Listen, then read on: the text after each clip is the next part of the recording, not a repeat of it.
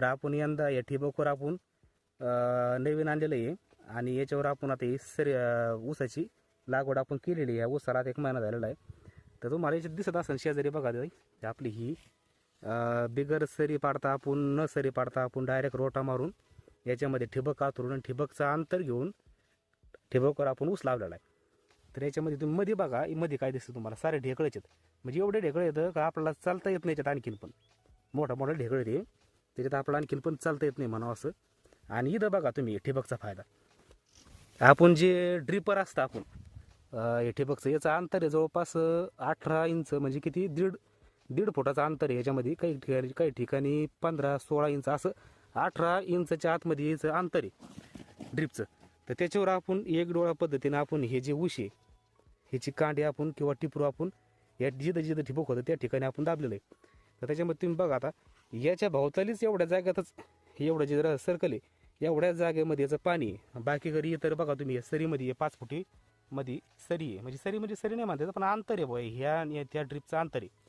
तर याच्यामध्ये बघा तुम्हाला अजिबात पाणी नाही. त्याच्यामध्ये आपली जमिनीची आता मला नाही सांगता यायचं काही, मी काय अभ्यास केलेला नाही आहे, पण आपली जमीन हमेशा वापशीवर राहते. कारण की याच्या आसपास इकडे जमीन कोरडी राहते आणि एवढ्याच जागा त्याला आपल्याला पाणी मिळतं आपल्या रोपाला. तर आपण हा नवीन प्रयोग केलेला आहे ऊसाबद्दल. आणि आता ह्या ऊसाला तुम्हाला दिसतो ऊस याला 1 महिना आता झालेला आहे आपल्याला कंप्लीट. पण याचं व्हिडिओचा असा विषय झाला, आता सध्या पाणी चालू आहे बघा ठिबकमधून. तर याचा विषय असा आहे का आपल्याला सशाचं या डागवण असल्यामुळं खूप त्रास आहे. त्याच्यामुळं आपल्याला म्हणावं अशी ऊसाची उगवण क्षमता चांगली आहे. आपण एक डोळा पद्धतीनं आपण व्यवस्थित लागवड केलेली.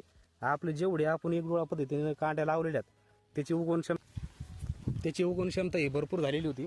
त्याच्यामुळे त्याच्यात काही वाद नाही. पण विषय आपला असा आहे, आपलं डागानाच्या साईडला असल्यामुळं क्षेत्र सारे सशाचं आपल्याला ताण आहे. त्याच्यामुळं म्हणजे उगवण क्षमता चांगली होऊन पण आणि उगवल्यानंतर पण आपल्याला रानात असं म्हणावं असं ऊस दिसत नाही. कारण की त्याचं कारण त्याचे का आपला ऊस 15 दिवसाच्या आतच आपला ऊस निघाला सुरू झाला. तर आपण एक व्हिडिओ टाकलेला आहे, जवळपास 7-8 दिवसानंतरच आपले डोळे फुगलेले होते. तर त्याच्यामध्ये आपली उगवण क्षमता ही चांगली झालेली. सशाच्या ताणामुळं रानात म्हणावं असं ऊस अजून महिना होऊन पण दिसत. तुम्हाला दाखवतो मी. हे बघा आता हे जे कोंब आहे हे उगवलेला आपल्याला सुरुवातीचा उगलेला ऊस आहे. हे 8-10 दिवसापूर्वीच उगलेला असं कोंब आहे.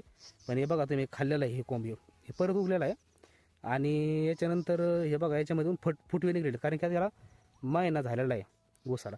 तर त्याची आता त्याचं वय झालेलं आहे, त्याच्यामुळे फुटवे ते करणारच आहे. त्यातून त्याला फुटे निघलेले तर. पण हे असा ऊस जर आपला सशाने जर खाला नसता तर आज आपल्या रानात बघा तुम्ही सारीकडे ऊसच ऊस दिसला असता. तरी आपण त्याचं परत नियंत्रण केलेलं आहे. तरी पण जे खायचं त्रास आहे तेवढा आहेच आहे.